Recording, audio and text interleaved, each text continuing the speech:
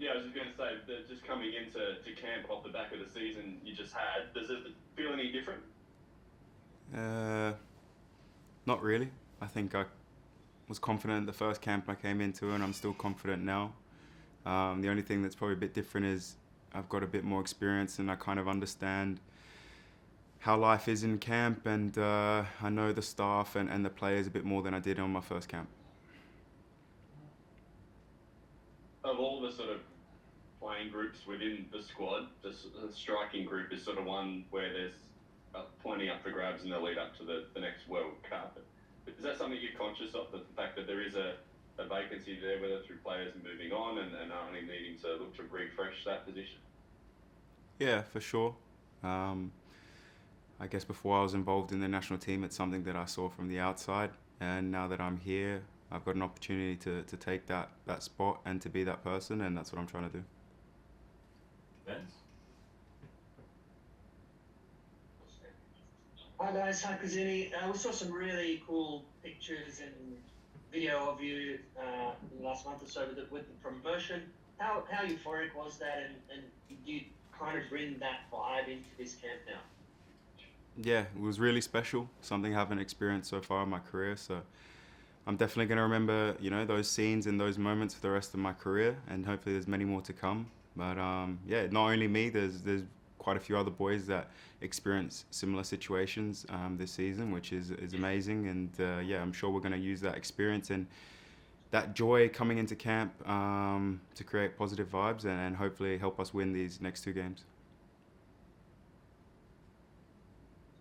Cool, and you got your goal, the first one, again in Canberra. Um, I suppose you've got a taste for it now. Have you been really looking forward to going back into camp and building on that into in the last month or so? Yeah, for sure.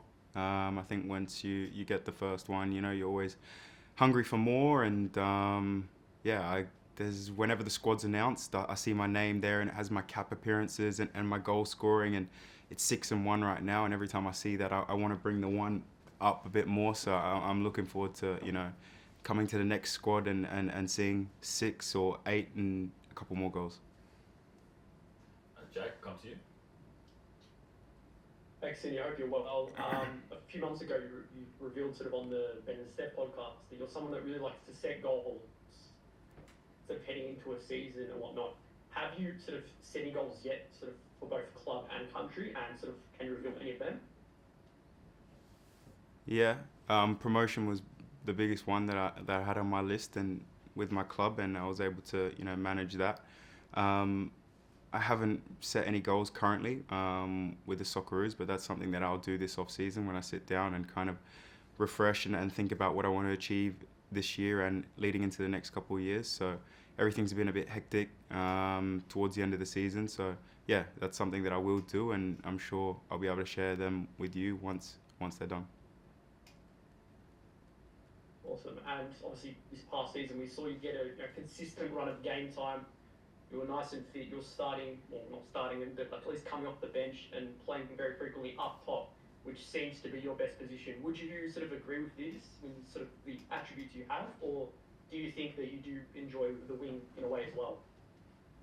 I prefer to play up top for sure. I think as far as my professional career has gone, that's where I've been most successful, and I enjoy playing up top there. I don't mind playing on the wing, and if that's what Arnie wants to do, or at my club, I enjoy that also. I get a bit more of the ball and get to dribble a bit more, and try to create things a bit more. But I prefer to play up top. Luke, come back to you.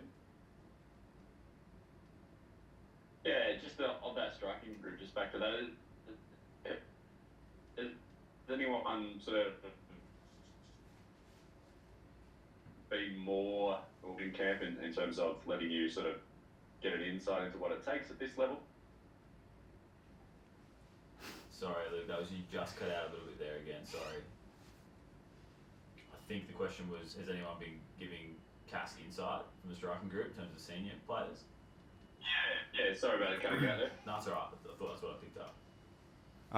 Yeah, for sure. I think in my first camp, McLaren was quite helpful to me. He's someone that I've played against in the A League a few times, and we've all spoken after the games, and he's given me advice and things like that. So when I came into camp, he was a face and a person that I'd spoken to before, so he was able to give me some advice and give me help, which was really great. But since then, throughout the Asian Cup, Juki has been someone that I've kind of gravitated towards quite a bit. He's been involved in the Socceroos for such a long time and scored so many goals in World Cups and things like that. So he's been giving me a lot of advice and helping me feel at ease here in the camp. Luke, another from you? What's the sort of, has there been one gem that he, has passed on that's stuck more than another, or is it just a series of stuff? I think more so just a bunch of stuff, little advices about, when I'm making runs in the box, or what I can expect playing in specific tournaments, or certain referees, or things like that, those small little things that might be the difference in games. Benz? Kusini, what are you expecting in Bangladesh? It was an easy victory, I think, the last time we played them, but it can't be a straightforward place to go and visit and get 3 points. Yeah, I think it's going to be a bit more of a difficult game compared to the first one. The conditions are obviously quite different for a number of players coming in to camp here. The weather conditions, I have no idea what the pitch is going to be like, but I'm sure they're up for the fight, so we're going to have to be at our best to win this game, and hopefully we'll dominate and we'll score a lot of goals like last time, but you never know. And Alex Robertson, I think, is just was a teammate of yours until recently, right? Mm-hmm. You've seen him more than us. Just how good is he, and also how far away is he from returning, and how committed is he to being a long-term Socceroo like you? He's a great player.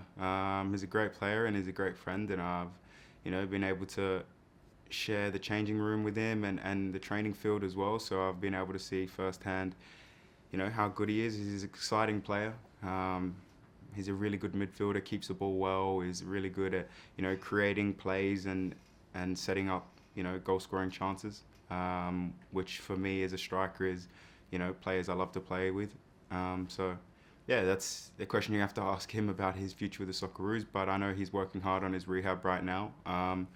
And hopefully he'll be here, giving me assists for the national team soon. And Jake, we'll come to you. If you've got any further questions, guys, just use the raise hand function. Otherwise, we'll wrap it after this. Yeah, I'm sure you have a lot of teammates that have experience playing in the championship. Obviously, with you guys now being promoted, what have they sort of given to you in terms of what to expect, or some advice sort of heading into that sort of next step in your career?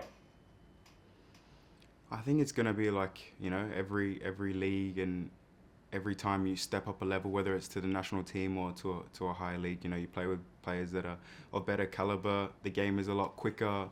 People's first touch are a lot cleaner. So you have to step up that level, and if you don't, you get punished. That's been the consistent theme I've heard a lot is, if you lose the ball, teams will punish you a lot quicker than they might do in the lower leagues. So I'm looking forward to that challenge, and I can't wait to start pre-season with Portsmouth and then start the season and see how we go. And back to the Socceroos now. Obviously, we've seen sort of a fellow South Australian. It's been quite a common theme to South Australians sort of over-representing for the national team, and obviously Nestiri and Kunda has now been called up. What do you have to say maybe for some of the other states to sort of maybe try to take from South Australia in terms of how good South Australia has been in terms of developing some of these top young prospects? It's a big question, a difficult question for me to answer. I don't really know the answer to that. When I was growing up and I was playing in the state teams and stuff like that, it used to be a lot of players from New South Wales that were representing the national teams and so on, and now there's a lot of players that are coming through from South Australia. I don't know what the reasoning is, but yeah, I'm happy that there's so many players from where I'm from that are representing the national team, and players that I grew up playing with. So it's a really exciting time for South Australians, and they should be really proud.